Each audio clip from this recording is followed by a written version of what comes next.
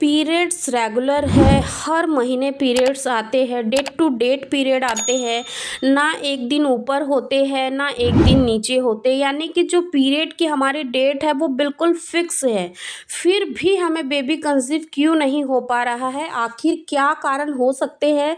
अगर आप लोग भी इन सारे सवालों के जवाबों को खोज रहे हो तो आज की इस वीडियो में आप लोग हमारे साथ बने रहिए। केवल 5 से 7 मिनट का समय मैं आप लोगों का लूँगी, लेकिन मैं आप लोगों को बहुत ही अच्छे से समझाने की कोशिश करूँगी कि आखिर वो कौन-कौन से कारण हो सकते हैं जो कि आपको प्रेगनेंसी नहीं होने देते हैं। तो आज की इस वीडियो में आप लोग हमारे साथ शुरू से लास्ट तक बने रहिए। अगर वीडियो से रिलेटेड अगर आपकी कोई भी क्वेरीज होती है तो कमेंट बॉक्स में नोट डाउन करना बिल्कुल ना भूलें। अगर आप लोगों ने अभी तक हमारे चैनल को सब्सक्राइब नहीं किया है तो चैनल को भी ज़रूर सब्सक्राइब कर लें।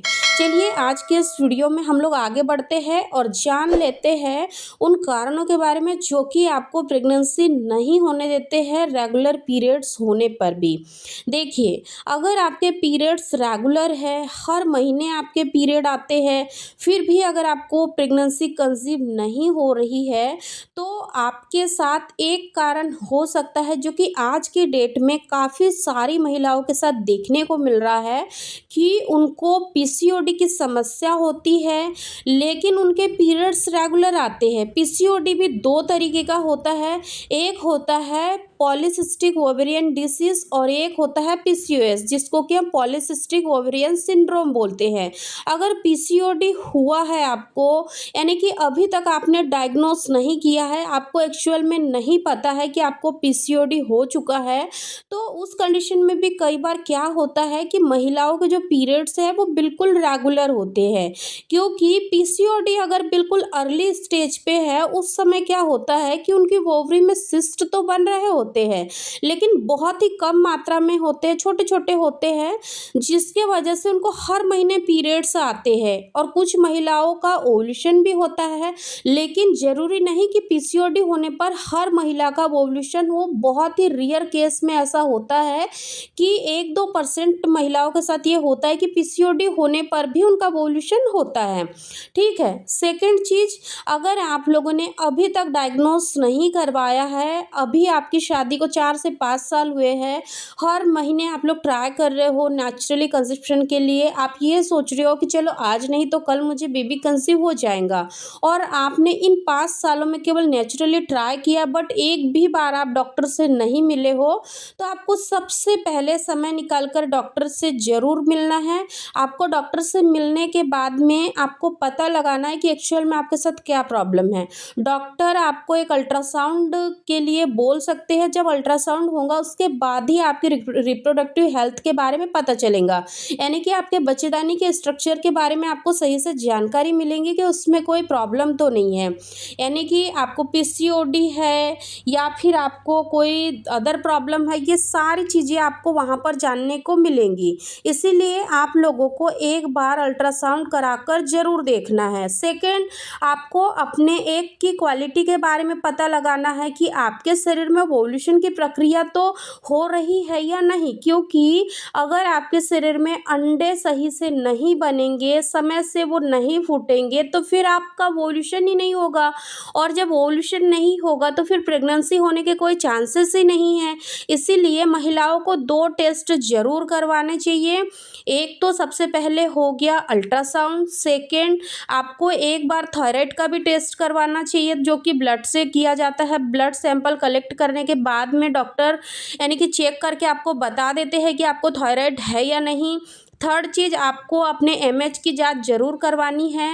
अब बात करते हैं मेल पार्टनर के बारे में। कई बार ऐसा होता है कि जो मेल फैक्टर होता है वो भी कई बार इनफर्टिलिटी के लिए जिम्मेदार होता है, क्योंकि क्या होता है कि जनरली हमारे देश में एक मान्यता है कि प्रॉब्लम केवल महिलाओं को हो सकती है, यानी कि पुरुषों को तो कोई प्रॉब्लम हो ही नहीं सकती। और कई बार ऐसा होता है कि महिलाओं के तो सारे ज़रूरी टेस्ट करवा लिए जाते हैं, उनकी सारी रिपोर्ट्स भी कई बार नॉर्मल आती है। मैं जस्ट एग्जाम्पल के तौर पर आपको समझा रही हूँ, ठीक है, समझने की कोशिश करिए।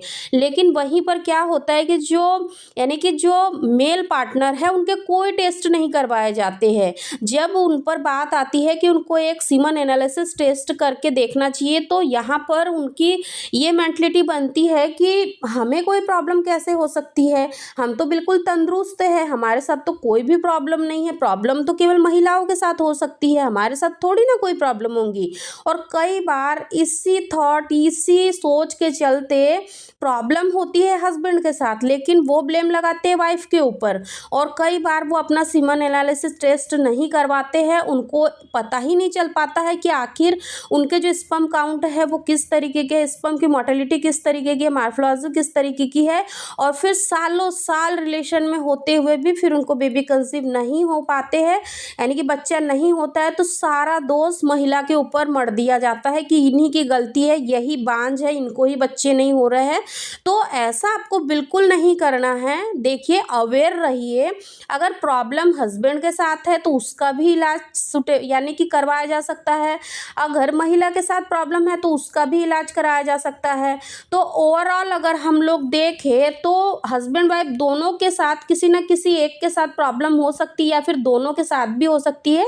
इसीलिए अगर आप लोग काफ़ी समय से ट्राई कर रहे हैं, कंसीव नहीं हो पा रहा है, तो आप लोगों को यहाँ बिना देर करे, बिना समय गवाए डॉक्टर से ज़रूर मिलना है, ताकि आप लोगों को एक्चुअल में पता चल जाए कि आप लोगों के साथ क्या प्रॉब्लम है, जिसके कारण से कि आपको यानी कि कंसीव नहीं हो पा रहा है। दोस्तों, अगर आज की यह वीडियो आप लोगों के लिए थोड़ी भी यूज़फुल रही होंगी तो इस वीडियो को लाइक शेयर ज़रूर करें। आई होप कि मैं उम्मीद करती हूँ कि आज की इस वीडियो में हमने जो जो टॉपिक कवर किए हैं आप लोगों को समझ आ गया होगा कि अगर आपको बेबी नहीं हो रहा है तो इसके पीछे क्या कारण हो सकते हैं। मेनली दो ही कारण होते हैं जब महिला को कंसीव नहीं होता है। तो फर्स्ट कि उनके अंडे की क्वालिटी सही नहीं है, और सेकेंड उनके जो मेल पार्टनर है उनके जो स्पर्म काउंट की रिपोर्ट है वो नॉर्मल नहीं है, या फिर महिला के साथ यूट्रस संबंधित कोई और भी समस्या हो सकती है। इन्हीं सारी चीज़ों का ओवरऑल पता लगाने के लिए आपको डॉक्टर से मिलना है, अल्ट्रासाउंड कराना है। उसके बाद ही आपको ये सारी प्रॉब्लम्स क्लियर होंगी कि एक्चुअल में ये सारी चीज़ें आपके साथ है या नहीं है। फिर मिलते हैं एक नॉलेजेबल इन्फॉर्मेटिव वीडियो के साथ। तब तक आप अपना ध्यान रखें, खुश रहें। धन्यवाद।